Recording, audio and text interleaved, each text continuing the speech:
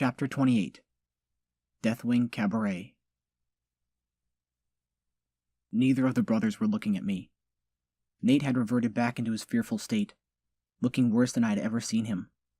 His eyes bulged so much that I was afraid they would simply pop out and fall to the ground. He was shaking uncontrollably. I heard pitiful whimpering, and the part that got me the most, I saw his tears. I could see the fear in Marcus's face as well, as that fucking monster tied him to a table. I could tell that whatever happened to them in the Burrow, it affected Nate much worse than his brother. The way Marcus tried to look out for his brother, I could tell he was more fearful for Nate than for his own safety. That left Holly, who had been glancing between the three of us. Her face showed worry over Marcus, fear for Nate, and contempt for me. I wanted to tell her that I was sorry, that I didn't want them to come with me, but the words kept getting stuck in my throat. Never before in my life have I been in a position where I felt so totally and utterly useless. This one looks downright petrified. Tell me, little fox, what is it you fear? The boar was hovering over Nate with a large needle in his hoof. The tone of his voice was calm and collected, as if he had done this 1,000,000 times over. I despised him for that. He tried to get a reaction out of Nate by waving the needle past his eyes and down his nose, and lightly jabbing him on the neck. Nate's fear seemed to prevent him from even the most basic of conscious reactions. I only saw his body twitch as he was poked with the needle. Oh well. If it works, I'll find out soon enough. If not, well, at least I have 2 more to play around with. He jabbed Nate's arm with the needle, injecting its contents into him. If he hurt him, I would tear that smile from his mouth and feed it to his pets. The boar proceeded to attach hoses similar to the ones sticking out of Holly. Marcus was fighting against his bonds so furiously, I was afraid he was going to break his own body just trying to save his brother. I wanted to do the same. I would be happy to risk my own just to save them from whatever atrocities were about to befall us. Unfortunately, whatever was in that syringe had caused my body to fall limp when he injected it into me, moments before Nate. Marcus was the obvious threat to both the boar and himself right now, so why wait until last? You have much fight in you, Fox. Fight that I can use. I wanted to scream, to tell him to fuck off and let them go. He can use me for whatever he wanted. I just couldn't form the words. I wasn't sure if it was the injection or if it was my own fear, but despite the reason, it was pissing me the fuck off. I managed to regain a small amount of motion in my arm. I tried to move it against the bonds. It was a useless gesture. But I couldn't sit idly by while he tortured them. Oh, looks like the serum is wearing off already. You've got quite the spirit, don't you, Rabbit? That one there put up quite a fight as well, but it didn't take much to break her resolve. Her mouth, however, well, she has quite a rather expansive vocabulary. It required me to up the concentration to give me some peace and quiet. Looks like I may have to do the same for you. Science is so much fun, don't you agree? I could feel more of my arm and now my legs. I started to move my pip-boar up and down, hoping that maybe I could use it to create a gap in the bonds. Looking around, I saw there were a few Deathwings standing there. From here, they didn't look natural, the way they stood up while the other ones hung upside down above us. Why were they not attacking him? Oh, silly me. I forgot to take off your pip-boar. The way you're fidgeting, it must be rather uncomfortable for you. Here, just let me... He walked over to me and started to unclasp the lock on my pip-boar. I wanted to swear, I wanted to yell, but in the end, the only thing I could do was spit in his face. He stopped and gave me a very displeased look. He wasn't angry, just disappointed. It was as if he was a teacher and his ace student had just gotten a B on a test. He took out a small white piece of cloth from his suit pocket and casually wiped off my saliva. I should be mad. I really should. You, a common rabbit spitting on me, a distinguished gentle-mammal. But in your position, I will forgive you. I may have been inclined to do the same. Now, as for your pit boar, these things are quite rare indeed. And to have two of them in the same room, well, it must be my lucky day. Even managing to spit on him didn't anger him, and now he was taking my only way to call for help. He took my weapon, my bag, my tools, and now my pit boar. After taking both our pit boars, he placed them on a table near a bunch of computers with the rest of our stuff. Now then, I think I shall begin. If you wouldn't mind waiting here, I need to go change into something a bit more suitable. Wait here? Oh, fuck you and fuck the mother you came from. He never managed to give me another dose of the paralytic, so I tried again to work against the restraints, but the only thing I managed to do was chafe my wrists and ankles. But that was good. The pain from the raw skin was helping keep my focus, to let my mind create a plan of getting out of here. And we will get out of here. The boar returned, having traded his tailored suit for a full body hazard suit. Instead of a helmet, he wore some kind of respirator that simply covered his mouth, leaving his large tusks shooting out the side, as if they were the only thing keeping the mask on his face. He moved over to a small table that I could see was covered in medical tools. He picked up one, but I didn't recognize it. All right. Which one of you would like to be my first volunteer? Speak up now. No one? I think it will be you.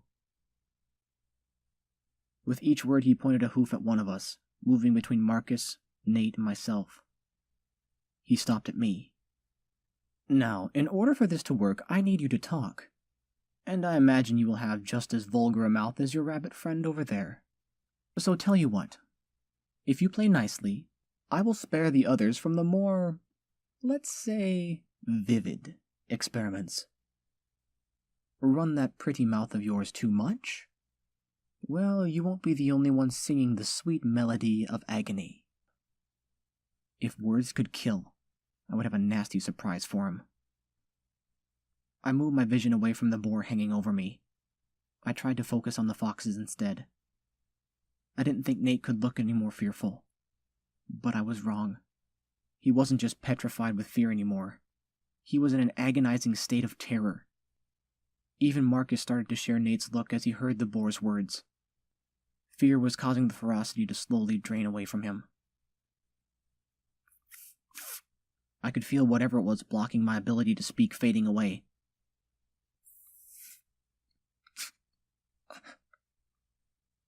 Ah, it seems the serum is nearly out of your body now. Good, good. What was it you wanted to say, my dear?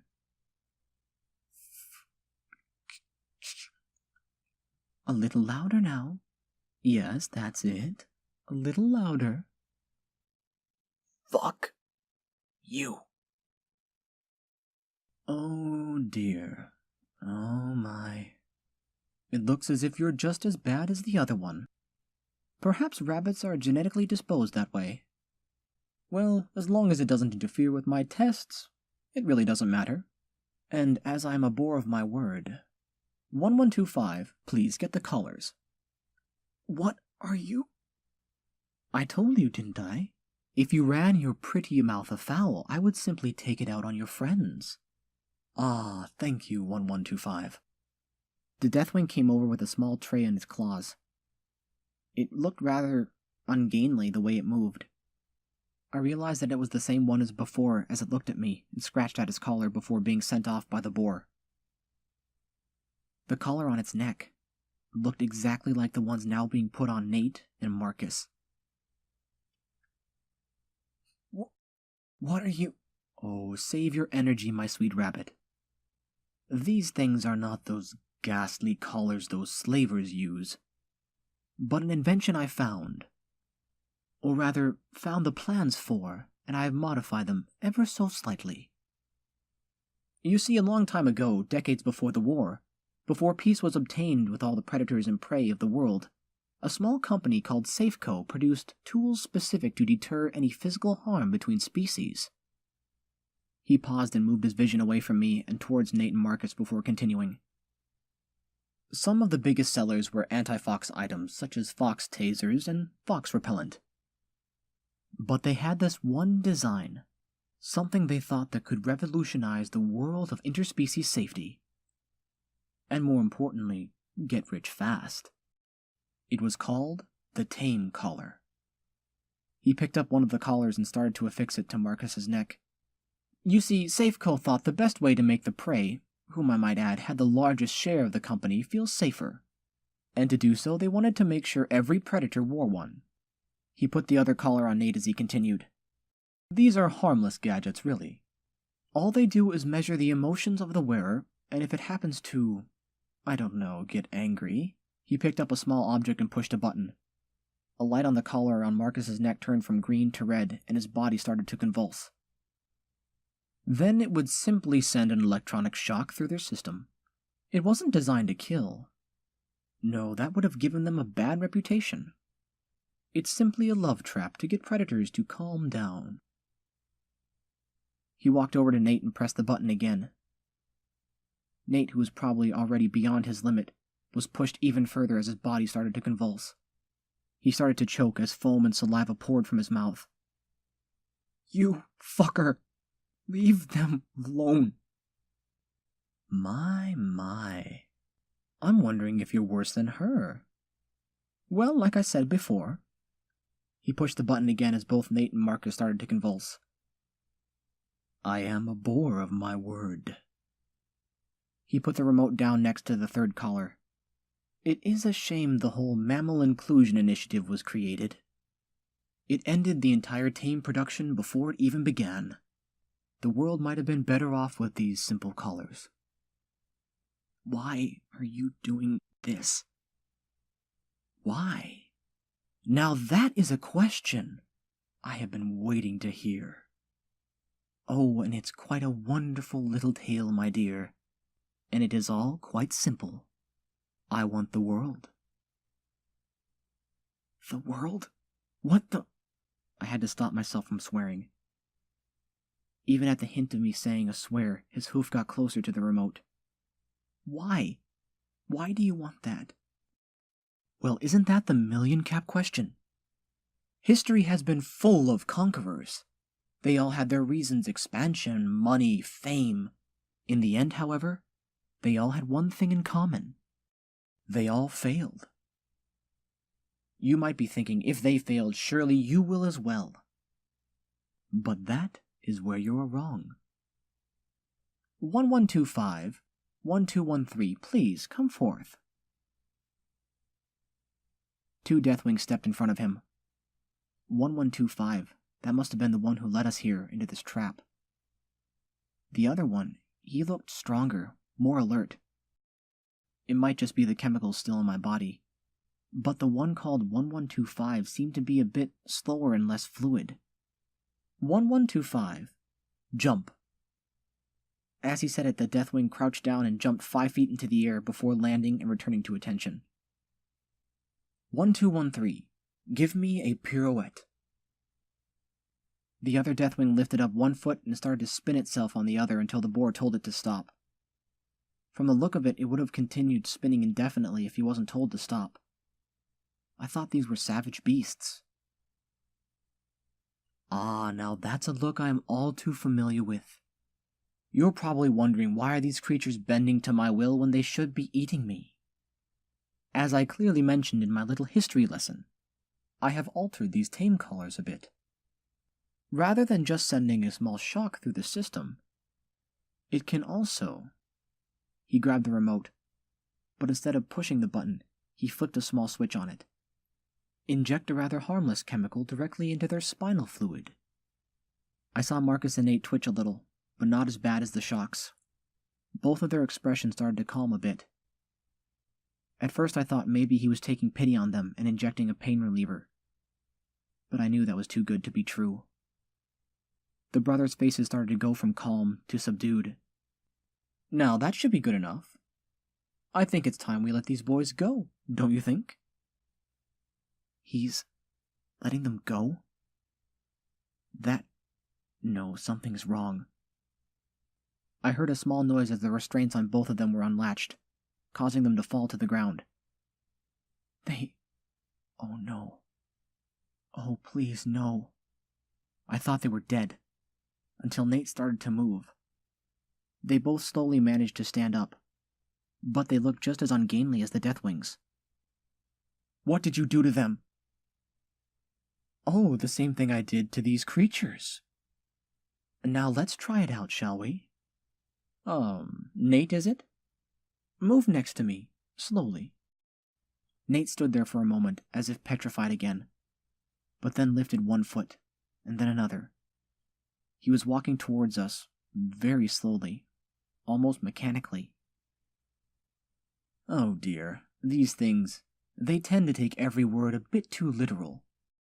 A little faster, Nate, we don't have all night. Nate picked up speed into a steady walk. His movements seemed so unnatural. All right, Marcus. He looked at me and whispered.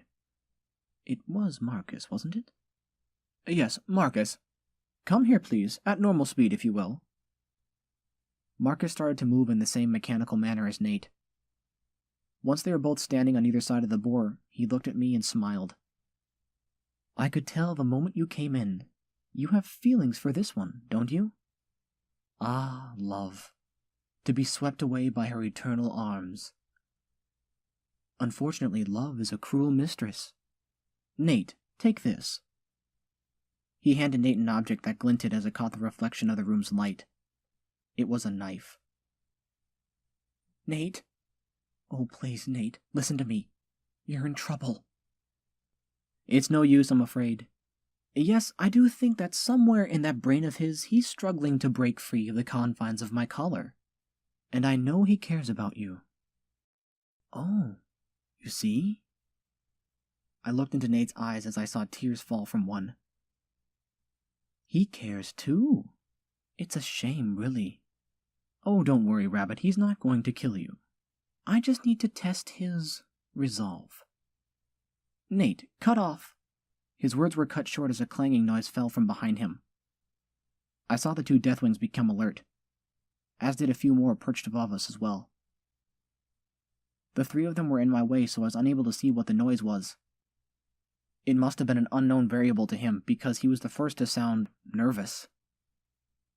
What is that a metal onion? Onion? But how did he... The distress message. When my Pip-Boar was removed, it must have sent it to him. Oh, thank you, you wonderful piece of technology. Nate, please fight it. If not for your brother and Holly, then do it for me. I saw another tear fall from his eyes as the paw holding the knife started to quiver. The knife fell and clattered to the ground. The boar looked over at us, a look of sheer confusion on his face. What is going on here? His voice cracked, as if he was not used to such unknown variables. That's no onion. That's... Onion? Now! He didn't speak, and he didn't move. But I knew he heard me. A familiar sound of electronic buildup occurred, and a second later the boar started to convulse. The arc of electricity started to bounce from target to target, barely missing the three of us as it impacted the nearby computer system. The power flickered as the boar fell to the ground. Then I heard a small fizzling, followed by the noises of Nate and Marcus's collars falling off and hitting the ground. And they both dropped to their knees. I'm so... No, Nate, it wasn't your fault. I wanted to hug him, but then I remembered I was still in restraints on the table. A little help? That's when the third shadow loomed over us. At first I thought the boar had already recovered, but then I saw it was much bigger. It was one of the Deathwings. Its collar was now gone. If they controlled them, then the control was broken. Fuck. It circled around my feet and raised its large scythe-like winged claw. Nate and Marcus couldn't react fast enough before it slammed its claw down into... my bonds? The creature proceeded to slice through the restraints on my other leg and both my arms, completely freeing me. Oh, please don't try to eat me. I'd be a lousy meal. Thank Bunny. Free us. You can talk? Yes, I have learned. I have waited. You come. You free us. Thank. You're welcome, I think. Although, to tell you the truth, I came to free her. I pointed towards Holly, who was now completely unconscious. I free. You leave. Not safe. The Deathwing walked over to where Holly was and started to cut her bonds as well. Nate was still whimpering over the whole situation, and I really couldn't blame him. Marcus was in utter shock at the recent events. That is, until the last bond came loose on Holly, who fell to the ground. Marcus ran over to her and tried to lift her onto his shoulders. Not safe. Leave. What about... The boar finally regained consciousness. You fucking cunt whore bitch! Okay, now he was mad. Finally. At least he was now reduced to the level he should be at, a pathetic thug. I could feel that most of the drugs had faded from my system, and I jumped up as he came barreling at me. He had the size advantage, and those tusks looked like they could do some serious damage. Since Nate was not yet recovered and Marcus was busy trying to help Holly, I darted over to my stuff and tried to grab my gun. But the boar managed to get a good hit on me, sending me flying towards the wall. I looked up and saw the other Deathwings were fleeing through the tunnel above. Gee, thanks for the help. I didn't manage to get my gun, but next to me was a large wrench. It was much larger and heavier than the ones I was used to, but that was good. I really wanted to hit something. That something being the boar, who was now charging at me again. I knew that he wasn't going to stop, so I had to stop him first. I waited until he was close enough, and then I dodged to the side and swung the wrench as hard as I could. I think the adrenaline was pumping through me at an unpredictable level, because my swing was strong enough that I managed to tear off one of his tusks, leaving a bloody stump in its place. His scream filled the room. You messed with the wrong rabbit. I know that we had been run through the ringer here, but this was a perfect time to recite a line from one of the Jack Savage books. This was my element here. I smiled as big as I could, and that caused his expression to turn into something akin to fear? No, he wasn't afraid. He was terrified. As I lifted up the wrench, aiming for the white stripe on his head, I swung and missed? He had been grabbed on the shoulders by a Deathwing at the last minute and was being carried off into the air. Fuck! I wanted to kill him. Well, hopefully they're gonna eat him. Slowly. I wanted him to feel the same fear and pain he caused them, and anyone else before. I hope he suffers. Olivia, she's out cold. We need to get her out of here. Someplace safe. Agreed. Nate? Hey, Nate, you with me? Don't make me kiss you again. My mouth is too dry for that. That snapped him out of it a bit. He was still crying, but managed to crack a rather pitiful smile. That poor thing. At least he was trying. I went to give him a hug. Something that I had never initiated since before my mother died. But that was interrupted by a very loud, unmammal-like scream. What the... Before I could finish, I saw 3 more Deathwings land next to 1125. Was that really his name? We bring safety. You leave. dangerous to stay. Not all wings safe. Not all wings? Oh, you mean Deathwings? The creature, no, not creature, mammal, nodded. If it could speak and was willing to help, it was not some savage beast. It was something more than that. So you're willing to help us get to safety? Thank you. But I don't know how the residents of Hope will react seeing us being carried in by 4 Deathwings. It might not be safe for any of us. The bunker. Nate had started to calm down more now that we were safe. Good thinking, Nate. We have a little place where we call home not too far from here. We should go there and rest. We have some showers, so we can get clean and then decide what to do from there. Showers? I like your place already. I looked up through the hole above us. The night sky was making it look as if there was no end to it. Now how do we get there? And if I recall, there's a large wall of at least a few dozen Deathwings nearby, and I'm sure they're not all on our side. Yes, only few. Not all wings safe. We can take. Take? Oh, you don't mean... Yep, take as in take us way into the air. I was beginning to think 1125 was the only one who wanted to talk. 1125 grabbed me by the shoulders, and the other 3 Deathwings took the others.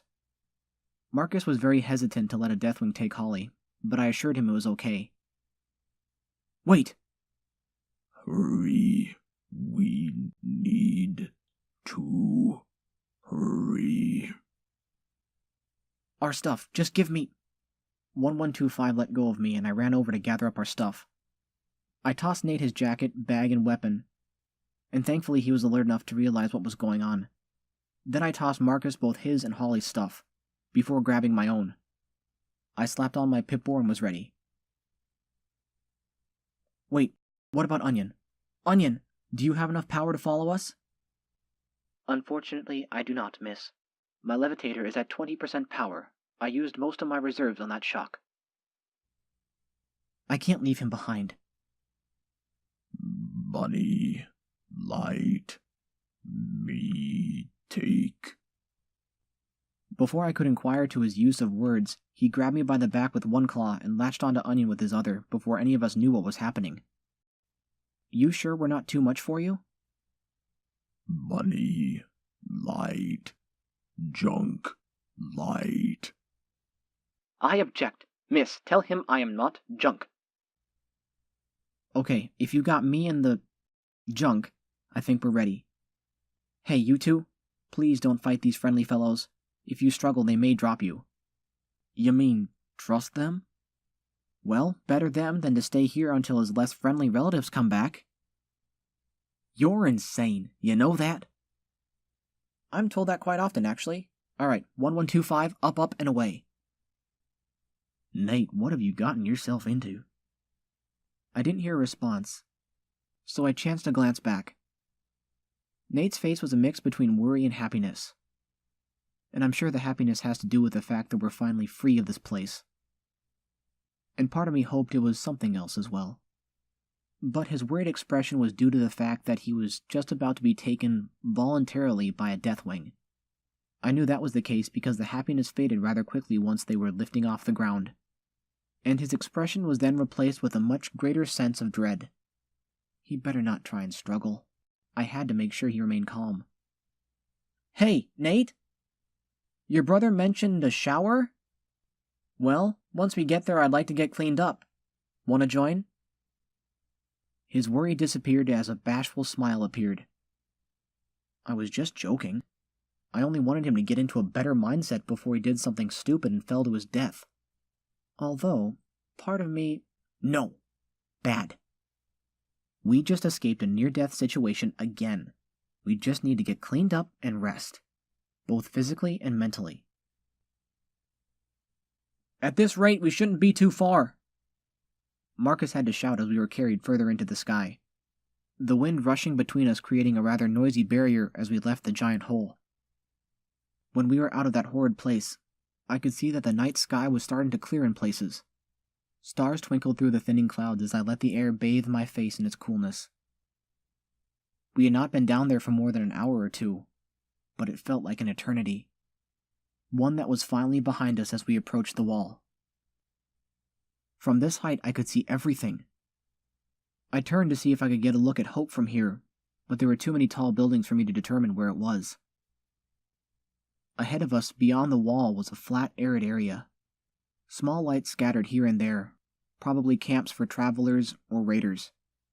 In the distance I saw a tall building lit up from the ground up. I couldn't make out the distance from here, but it was the brightest thing around. We crossed the wall and thankfully there was no signs of danger. I checked my scanner, but the only thing I saw were my friends and their rides. Good. A few trees were scattered on the ground as we started to descend. I thought maybe there was still life in the wasteland, but I noticed that all these trees were lifeless, just like the rest of this world. I had never thought about it before, but we didn't have too many plants in the burrow.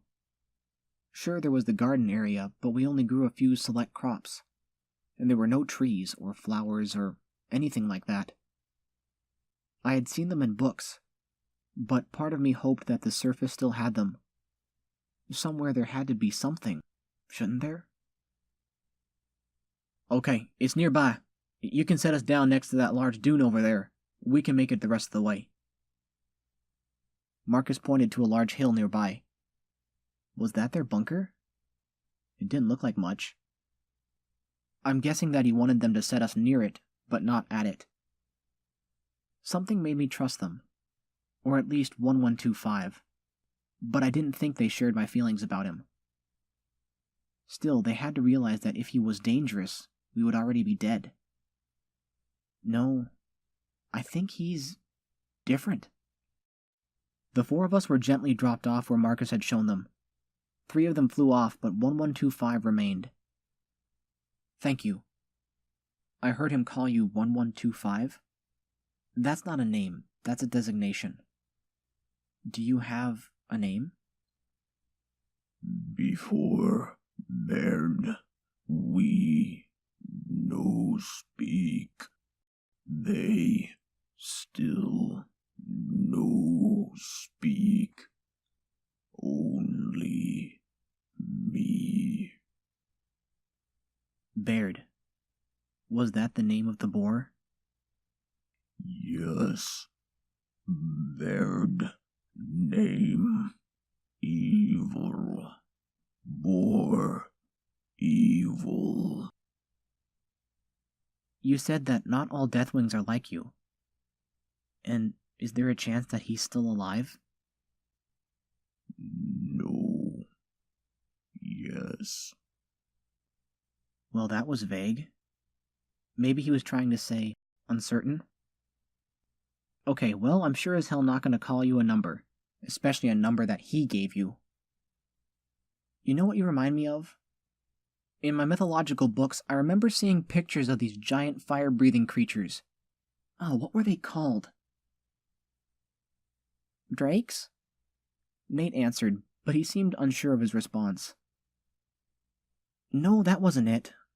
Oh yeah, dragons. But you know what? I like that better. From now on, I'll call you Drake. Drake. Drake. I Drake now. Good. Then it's settled. What will you do now, Drake?